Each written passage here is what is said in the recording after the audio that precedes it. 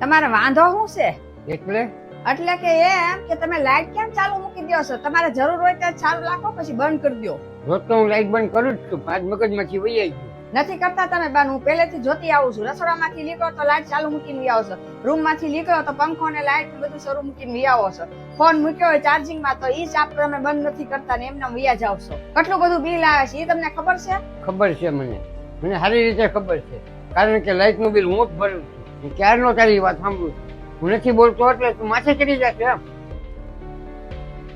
પત્ની છે ને તો પત્નીની જગ્યાએ જ રહે, માં બનવાની કોશિશ ન કર. એક વાત મારી સાંભળી લે, હું બધા આખા ઘરની લાઈટ છે ને ચાલુ કરીને રાખી મેકી ને બિલ હું ભરું છું, તું તો ભરતી નથી ને હું કઈ તારા બાપાના ઘરે પૈસા લેવા જવાનો નથી કઈ. સમજાઈ ગયું હવે તને? હવે મને જવા દે.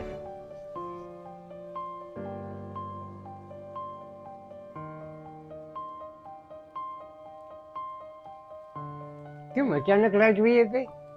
એ સાંભળતો, તને કહું છું, સાંભળતો.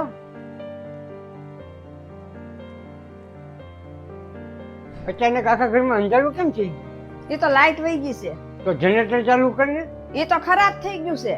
ક્યારે ખરાબ થઈ ગયું? કાલે જ તે. હું તમને કહેવાનું ભૂલી ગઈ, પણ મેં ફરિયાદ કરી છે. 1-2 દિવસમાં સારું કરી જશે. એટલે હું વીજળી વિભાગ વાળાને પૂછી લો કે લાઈટ કેમ વહી ગઈ છે.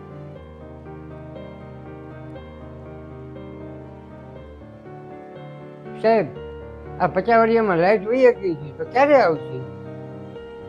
કલાક, 1.5 કલાક? Hello hello.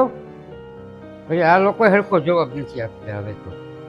હવે તો લાઈટ વિના હું 1.5-2 કલાક કાઢીશ કઈ રીતે? બસ તમારાથી 2 કલાકે સહન ન થાય ને લાઈટ વગરનું, તો તમે વિચાર કરો કે ઈ લોકોને તમારા કારણે અઠવાડિયામાં 2 વાર લાઈટ મળે તો ઈ લોકોનું શું થતું હશે? મારા લીધે? હા, તમે છે ને ખોટી લાઈટ બાળો છો ને એમથી તો ગામડામાં તમારી લીધે કોઈને લાઈટ નથી મળતી. ઈ લોકોની લાઈટ કપાઈ જાય છે, કારણ કે ત્યાં તમારી જેવા પૈસા વાળા નથી તે પૈસાનો પાવર બતાવી લાઈટ બિલ ભરે.